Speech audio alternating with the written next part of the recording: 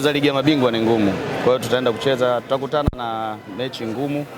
Mpaka sasa hivi mazingira alionao FAR Rabat na JS Kabylie sio mazuri, lakini cha msingi shukuru Mungu mpaka sasa hivi tuna alama 5 nadhani. Kwa hiyo kilichobaki tutaenda kupambana Morocco tuweze kupata alama yoyote ambayo tutaweza kupata.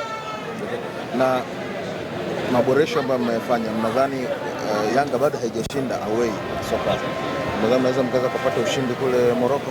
Hii ni Young African. Nadhani tuna timu nzuri kwa kweli. Hii ni Young African.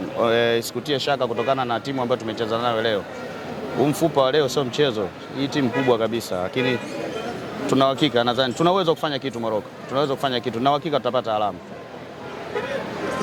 Kuna namna matokeo hayo yamewakatisha matumaini kuelekea safari yenu ya kutafuta robo final? No. Huwezi kukata tamaa wakati bado tuna mechi 2 mkononi na tuna alama 5. Kwa hiyo nafasi bado tunayo kabisa kuweza kufanya jambo na kuweza kusonga mbele.